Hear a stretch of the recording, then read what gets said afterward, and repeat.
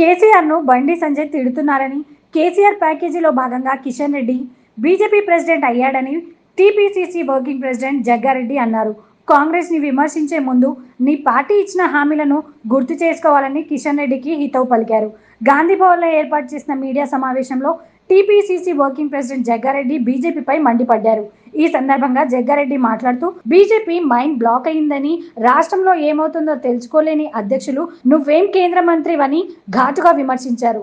2 కోట్ల ఉద్యోగాలు ఏడాదికి ఇస్తా అని చెప్పినా ఎన్ని ఉద్యోగాలు ఇచ్చావో చెప్పి మమ్మల్ని ప్రశ్నించమని అన్నారు. జగ్గారెడ్డి ఇది సీరియస్ మ్యాటర్. నాది కూడా నేను చెక్ చేసుకుంటాను సార్.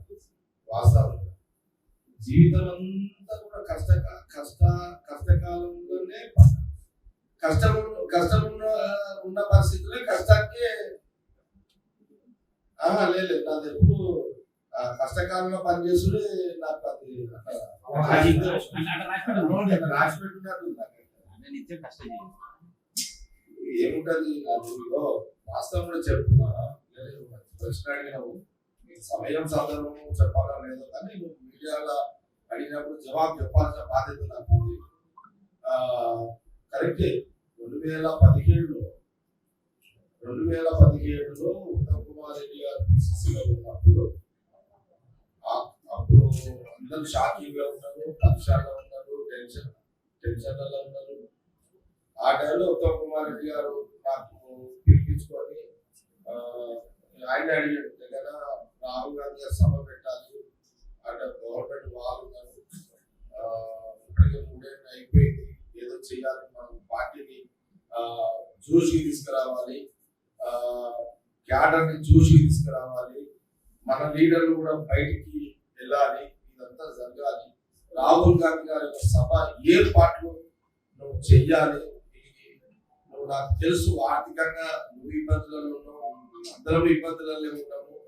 అయినా సరే నువ్వు నేను నిన్ను అడుగుతున్నా అంటే నేను ఎందుకు అడుగుతున్నానంటే, నువ్వు గతంలో ఉమ్మడి రాష్ట్రంలో రాష్ట్రం అంతా ఉడికిపోతున్నది, ఉడుకుతున్నది ఉద్యమం పేరు మీద. ఆంధ్ర ప్రాంతంలో ముఖ్యమంత్రి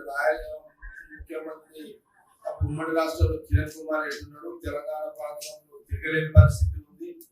మరి ఆ టైంలో కేసీఆర్ సొంత జిల్లా ఉద్యమ గడ్డ ఉమ్మడి జిల్లాలో మరి నువ్వు కిరణ్ కుమార్ రెడ్డి గారు 2013లో ఆయన సభ ఏర్పాటు, నువ్వు 1,00,000 మందితోటి సభ ఏర్పాటు చేసినావు. ఆ రోజు స్కీము ఎస్సీ సప్లాన్ బంగారు తల్లి స్కీమ్ ప్రోగ్రామ్ చేసినాము. మేము ఎవరో మా ప్రాంత ఉద్యమంలో ఉన్నాము, మేము ఎవరో షేర్ చేయలేకపోయినాం. కానీ సింగిల్ హ్యాండ్ కోట్ల రూపాయలతో ఆ కష్టకాలంలో నువ్వు అప్పుడు కూడా ఎవరు సపోర్ట్ లేకుండా సింగిల్ చేయి మీద నువ్వు అంత పెద్ద సభ ఏర్పాటు చేసినావు. ఎక్కడ కూడా ఉద్యమము డిస్టర్బెన్స్ కిరణ్ కుమార్ రెడ్డి సభలో జరగలేదు. ఎలాంటి ఇబ్బంది కాకుండా సింగిల్ ల్యాండ్ చేసినావు. నాకు చాలా ఐడియా ఉంది. ఇప్పుడున్న పరిస్థితులలో నువ్వు అయితే చేయగలుగుతావు, నువ్వు చెయ్యాలి అని అప్పుడు ఉత్తమ్ కుమార్ రెడ్డి గారు అడిగితే నేను 2017లో నేను ఆ రోజు పెద్ద ఎత్తున రాహుల్ గాంధీ గారి యొక్క సభ ఏర్పాట్లు బ్రహ్మాండంగా పెద్ద ఎత్తున చేసిన, నా నియోజకవర్గంలో ఎంతకైనా మంచిదనకు 60-70 వేల మందిని మొబిలైజేషన్ చేసిన. లక్కీ ఏంటంటే మొత్తం రాష్ట్రంలో ఉన్న ఆ సభకు అందరూ రావాలని యావత్ రాష్ట్రంలో ఉన్న మా కాంగ్రెస్ పార్టీ నాయకులందరూ కూడా రోడ్ల మీదకి వచ్చారు. సంగారెడ్డి సభకు రాహుల్ గాంధీ సభకు వచ్చింది. దాని తర్వాతనే అసలైన ఆట కొంచెం జోష్ వచ్చింది, స్టార్ట్ అయింది. 2018కి ఎన్నికల వాతావరణం క్రియేట్ చేయడం జరిగింది. సరే కష్టకాలంలో నాకు ముందు రాసి ఉందట, పనిచేస్తాను, ఇబ్బంది లేదు. 2018లో మళ్ళీ మీరు ఎమ్మెల్యే అయ్యారు, మొన్నటిదాకా ఉన్నారు. ఎన్నికల్లో పోటీ చేసి భారత్ జోడో యాత్రలో రాహుల్ గాంధీ కూడా మీరు మెచ్చుకున్నారు. రాహుల్ అనేది కూడా అదే కాకుండా 2018లో నాకు హరీష్ రావు టార్గెట్ పెట్టి జైల్లో ఎక్కించుడు, నేను మళ్ళీ బయటకు వచ్చుడు, గెలిచిన 3 ఏళ్ళు కూడా ఆడుకున్నా. ఏది ఆ ఉమ్మడి జిల్లాలో నేను కూడా హరీష్ తోడు ఆడుకున్నా, మినిస్టరే. దాన్ని హరీష్ రావు తట్టుకోలేకపోయింది. అమ్మ నేను మంత్రి ఉన్నడే ఒకటి జిల్లాలో ఎమ్మెల్యే, అమ్మ జిల్లాలో నాకు ఎవడు అడ్డం లేడు, అమ్మ ఒక్కడే నాకు అడ్డం తిరిగిపోయాడు. పోలీసులు కంట్రోల్ చేయలేకపోతున్నారు, పోలీసులతోటి ఇబ్బంది పెట్టాలంటే పోలీసులను అదరగొడుతున్నాడు, పోలీసులను తిడుతున్నాడు, పోలీసులను కూడా అటాక్ చేస్తున్నాడు. ఏదన్నా కార్యక్రమం పెట్టుకుంటే దాని మరి ప్రోటోకాల్ జగ్గారెడ్డి వస్తే ఏం గొడవ అవుతుంది అనే ఒక టెన్షన్ హరీష్ రావుకి.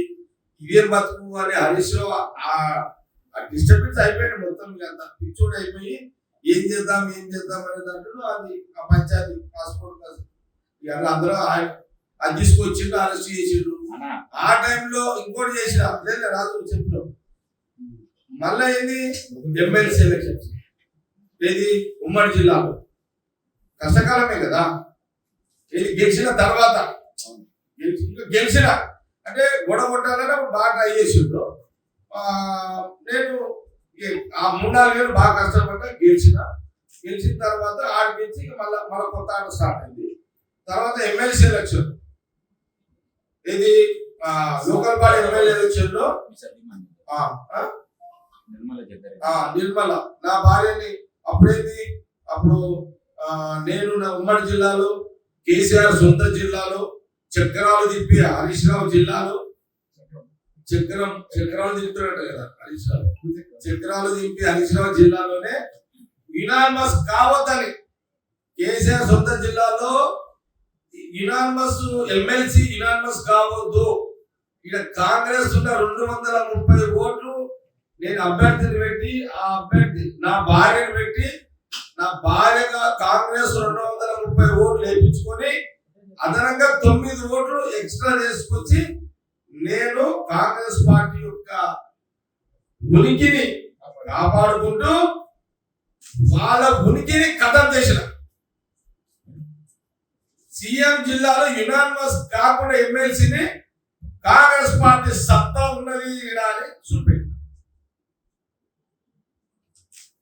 2 ఇప్పుడు మీరు ఇంకోటి అడిగారు జోడో యాత్ర, రాహుల్ గాంధీ జోడో యాత్ర నా నియోజకవర్గం మీద పోవడం నేను అదృష్టంగా భావించిన.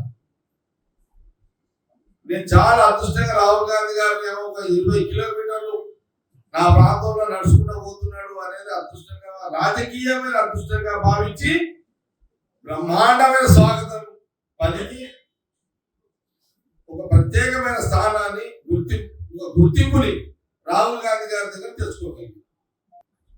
గవర్నమెంట్ వచ్చింది హ్యాపీ. కాంగ్రెస్ గవర్నమెంట్ రావడం వల్ల జగ్గారెడ్డి ఓడిపోవడం అనేది వదిలేండిగా, కానీ కాంగ్రెస్ పార్టీ అధికారంలో వచ్చింది, ప్రజలకు మేలు చేసే ప్రభుత్వం వచ్చింది, ప్రజలకు అండగా నిలబడే ప్రభుత్వం కాంగ్రెస్ పార్టీ వచ్చింది. నేను దానికి హ్యాపీగా ఉన్నాను. కష్టకాలం నేను ఉండొచ్చు, అధికారం ఉన్నప్పుడు నేను ఇలా లేకపోవచ్చు, కానీ ప్రజలకు హ్యాపీగా అంటే స్వేచ్ఛగా డెమోక్రసీ ప్రజాస్వామ్యంలో పద్ధతులు అందరూ సుఖ జీవితాలతో బ్రతికే విధంగా కాంగ్రెస్ గవర్నమెంట్ ప్రజలు తెచ్చుకున్నారు. అది నాకు చాలా చాలా చాలా చాలా సంతోషం అనిపించింది. ఇక మీరు ఇంకోటి అడిగారు పదవులు ఇది లాంటి, ఇక అది జగ్గారెడ్డి ఏది ఆశించి చేయడు,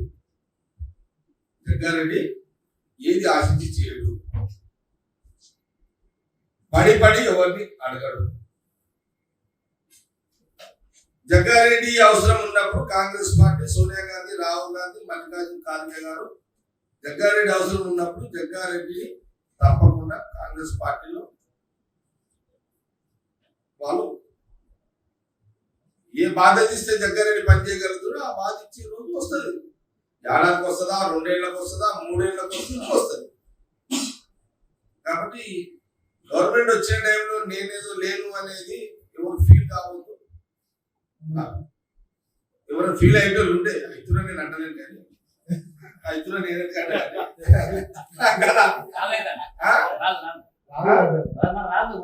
రాజు ప్రశ్న అడిగిండు అన్నా నువ్వు అమ్మా ఈ 9 ఏళ్ళ కష్టకాలంలో నువ్వు అసలు టైంలో లేకపోతే అని కొంత ప్రశ్న ప్రజలతో అడిగి ఎవరు ఇద్దరు అంటున్నారు అది పెద్ద పెద్ద పెద్ద విశేషం కాదులే. అది పెద్ద విశేషం కాదు. ఏనన్నా అడుగుతున్నారా ఏంటి ఏమన్నా పీసీసీ లేదా ఇంకేదన్నా మంత్రి పది అడుగుతున్నారా? మీ అందరూ కూడా తెలుసు కదా, దగ్గర దగ్గర 5 ఏళ్ల నుంచి పీసీసీ కావాలని అడుగుతూనే ఉంది. కొత్తగా అడిగేది ఏముంది ఇంకా?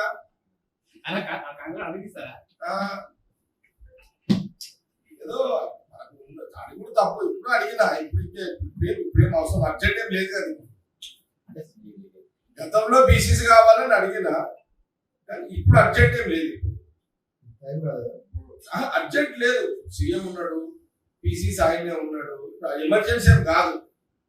కాబట్టి ఇప్పుడు పార్లమెంట్ ఎలక్షన్స్ ఉన్నాయి. మేము 17 మేము ఆల్రెడీ సీఎం రేవంత్ రెడ్డి ఏం చెప్పినాం,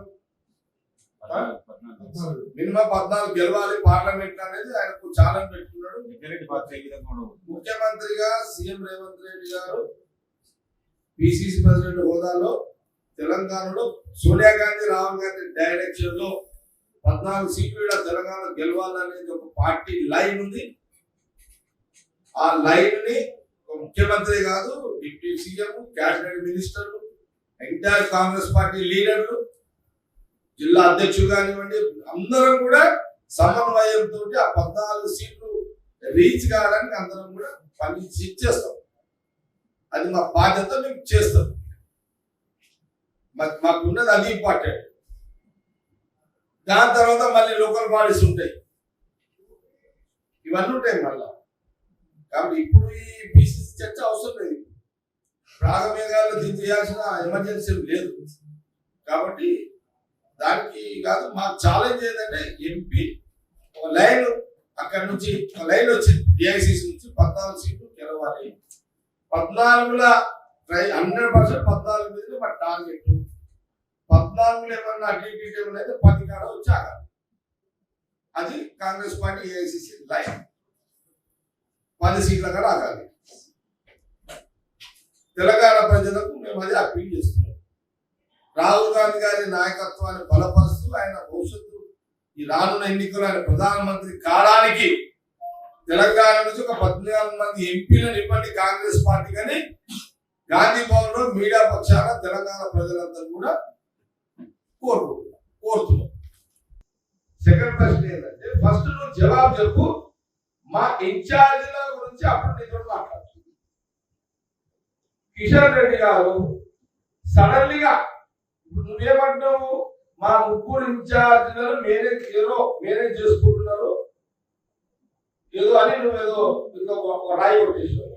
నీకు ఒక బుద్ధ మా మీద చెయ్యాలని ఒక రాయి కొట్టావు. మా ఇన్ఛార్జీల మీద నువ్వు రాంగ్ కామెంట్ చేసావు అని నా అభిప్రాయం. లేదు, నేను మిమ్మల్ని అడుగుతున్నాను. కిషన్ రెడ్డి గారు ఆగ మేఘాలలో అసలు ఏం కోపం వెళ్ళిపోయిందని చెప్పి బండి సంజయ్ స్టేట్ ప్రెసిడెంట్ గా తీసేసి కిషన్ రెడ్డి ప్రెసిడెంట్ ఎందుకు అయ్యాడు? ఆ రోజు బీజేపీ కార్యకర్తలు అన్న మాట ఏందో తెలుసా? కాంగ్రెస్ అనాల్సిన అవసరం లేదు. బీజేపీ కార్యకర్తలు మీ ఇంట్లోనే గుసగుసలు చెప్తున్నారు. మీ ఇంట్లో మీన్స్ మీ పార్టీల సంగతి చెప్తున్నారు. బండి సంజయ్ కేసీఆర్ బాగా తిరుగుతున్నాడు.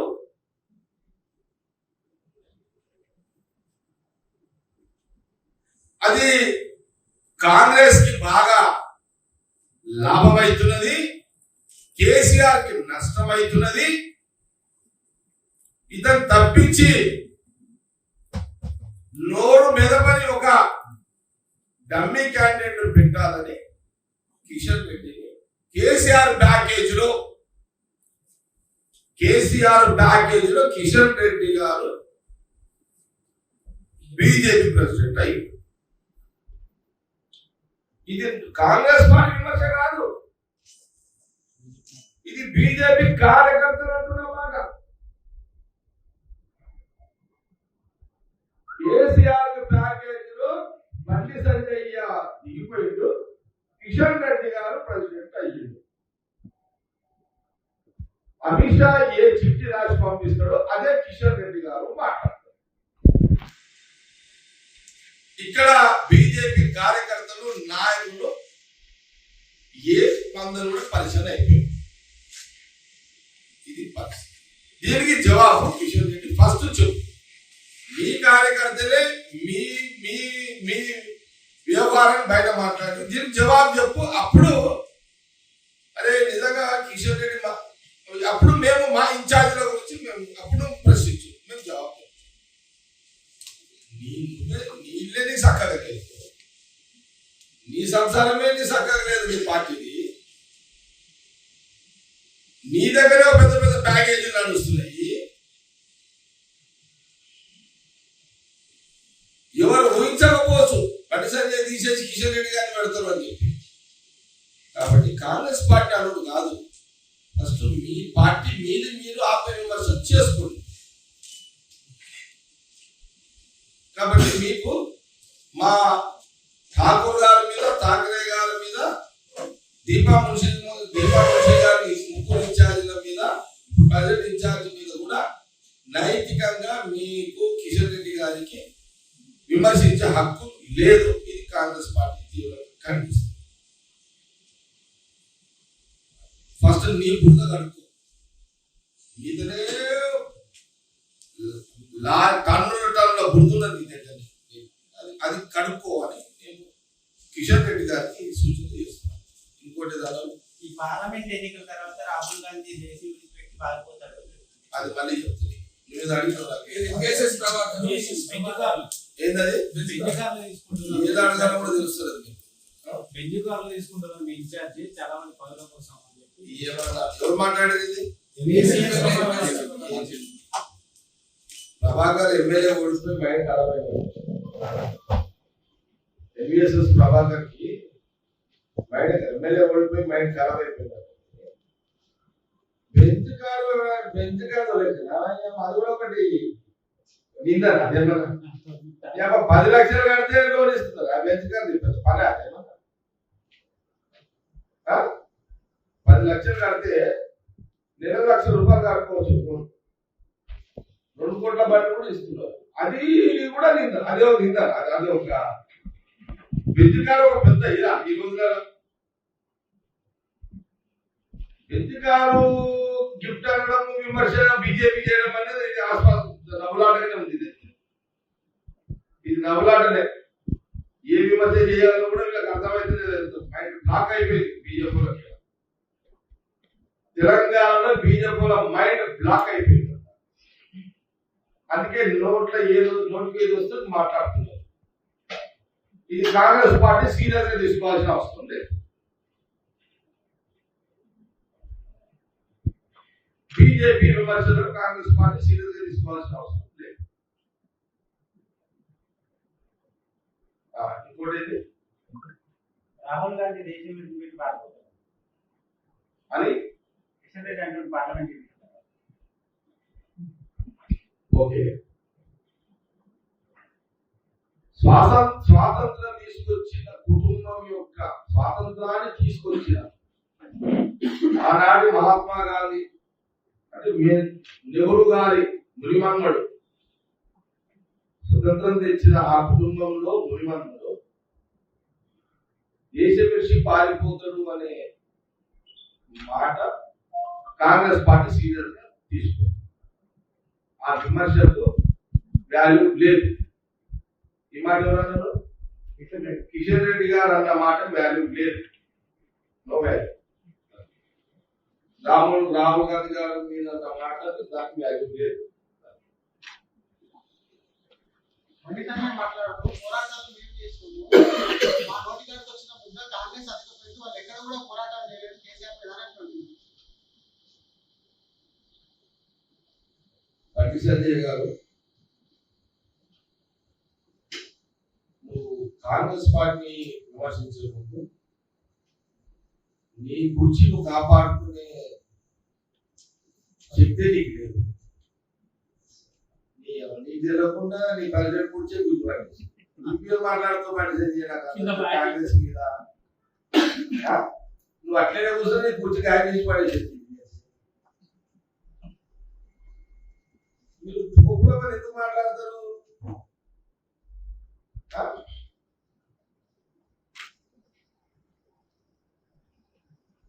వాళ్ళైతే ప్రశ్న అది నోటికాడ ముద్ద పోరాటం నోటికాడ ముద్ద అని నోటికాడ ముద్ద అనేది మేము పెడితే అంటే ప్రజలు పెడితే ఇది దూరం వచ్చగా కూర్చే గాయం చేసేది నీ పార్టీకి. నువ్వు దానికే దిక్కు లేదు, నువ్వు దానికే సోయలేదు నీకు. నువ్వు ఎవరో పెట్టే ముద్ద గురించి మాట్లాడుతున్నావు. నువ్వు ఫ్రీ బస్సు ప్రయాణం మొదలుపెట్టి బస్సు ప్రయాణం ఈ రోజు ఇప్పటి వరకు మొన్న లెక్కల ప్రకారం ఆర్టీసీ మా ప్రభుత్వం చెప్పిన దాని ప్రకారం 15 కోట్ల మంది మహిళలు ప్రయాణం చేసినారు. అనుకుంటా ఈ 10 రోజులలో ఇంకొక 5 కోట్లు అటు ఇటు 20 కోట్ల మంది మహిళలు తెలంగాణ రాష్ట్రంలో ఉచితంగా బస్సు ప్రయాణము చేస్తున్నారు.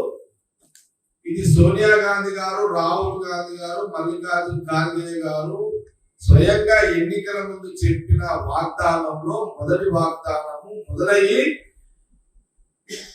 దాదాపు 20 కోట్ల మంది మహిళలు డైరెక్ట్ గా ఇప్పటి వరకు లబ్ధి పొందినారు. ఇది నిజమే కదా? కిషన్ రెడ్డి గారు, మీరు మీడియా చూస్తలేరా? అంటే ప్రింట్ మీడియా కానీ ఎలక్ట్రిక్ మీడియా కానీ రోజు సోషల్ మీడియాలో కూడా ఉచిత బస్సు ప్రయాణం మీద సోషల్ మీడియా కూడా ఎంత వైరల్ అవుతుంది. ఏమనవుతుంది? నేను మొన్న మధ్యలో ఒక సంఘటన, ఒక గ్రామం సంబంధించి నా సంగారెడ్డి నా ప్రాంతానికి సంబంధించి ఒక ఎగ్జాంపుల్ చెప్తా. చెర్యాలనే ఒక గ్రామంలో, సంగారెడ్డి నియోజకవర్గంలో చెర్యాలనే గ్రామంలో సమ్మక్క సారక్క జాతర ఉన్నది. బస్సు ప్రయాణం, కాంగ్రెస్ గవర్నమెంట్ బస్సు ప్రయాణం ఫ్రీగా ఉన్నది.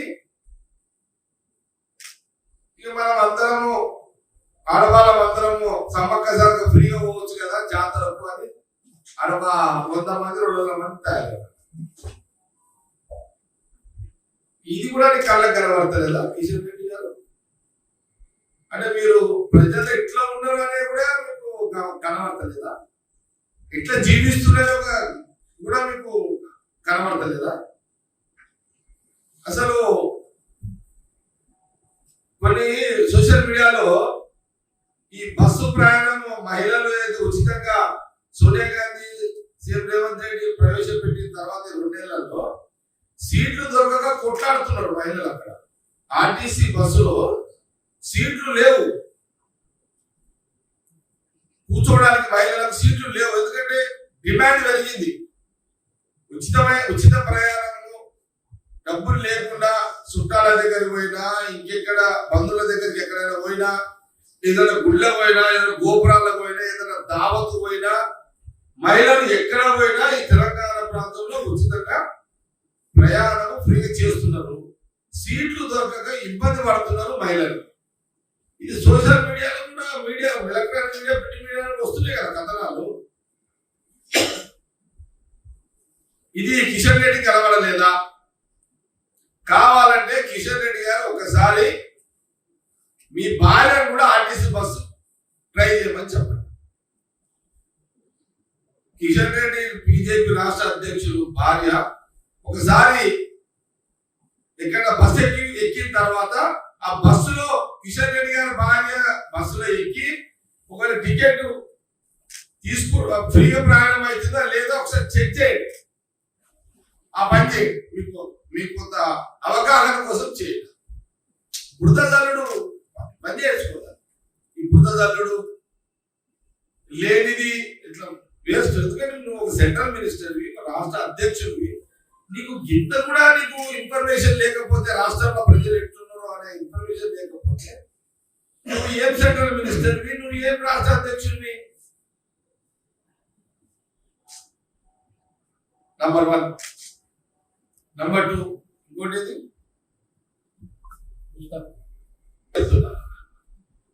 ఇప్పుడు మేము 2 నెలల్లోనే ఇంతమంది లబ్ధిదారులు మహిళలు. నువ్వు మొదలు దీనికి జవాబు చెప్పు. 10 ఏళ్ళు అయింది. పేదవాడికి 15 లక్షల రూపాయలు ప్రతి అకౌంట్ లో 15 లక్షల రూపాయలు నల్లధనాన్ని తీసుకొచ్చి భారతదేశంతో పాటు తెలంగాణ ప్రాంతంలో ఉన్న అందరి అకౌంట్లలో పేదవాళ్లకు 15 లక్షల రూపాయలు వేస్తా అని ఒక ప్రధానమంత్రి మోడీ స్వయంగా చెప్పిన తర్వాత కూడా ఇప్పటి వరకు కూడా అమలు కాలేదు. దానికి జవాబు నీ రథయాత్ర మీదకి చెప్పగలవా?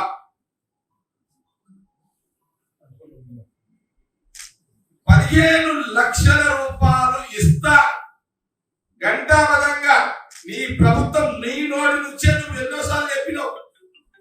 నీ నోరే ఎన్నోసార్లు చెప్పింది. దీనికి జవాబు చెప్పి నువ్వు మమ్మల్ని ప్రశ్నించు. కాంగ్రెస్ పార్టీని, కాంగ్రెస్ ప్రభుత్వాన్ని ప్రశ్నించు. నీ ప్రధానమంత్రి అన్న మాటనే నువ్వు సెంట్రల్ మినిస్టర్వి. నీ మాట నువ్వే నిలుపుకోలేవు. ఇంకో మమ్మల్ని ప్రశ్నించే అధికారం నీకు, అర్హత నీకు లేదు.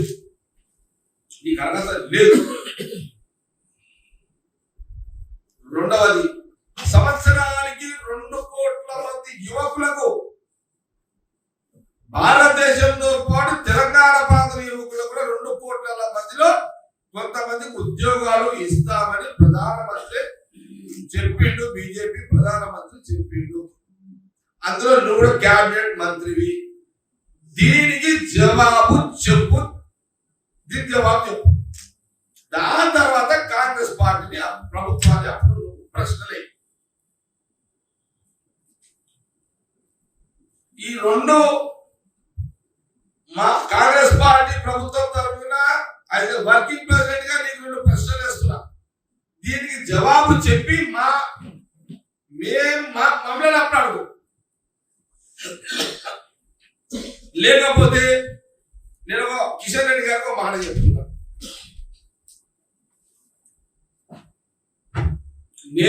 నువ్వు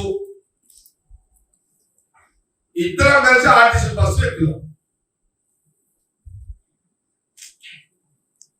నువ్వు ఆర్టీసీ బస్సు ఎక్కుదాం.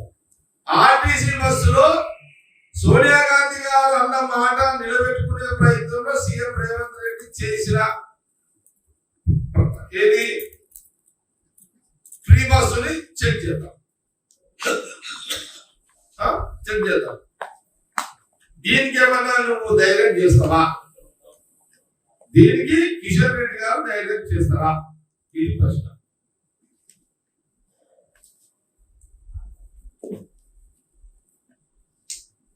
కాబట్టి ఈ రాష్ట్రంలో కాంగ్రెస్ పార్టీ ప్రజలు అధికారం ఇచ్చిండ్రు. బీజేపీలకు నిద్ర పడతలేదు. ఏదో రకంగా కాంగ్రెస్ ప్రభుత్వం మీద బురద చల్లాలి, మీడియాను వాడుకోవాలని ఒక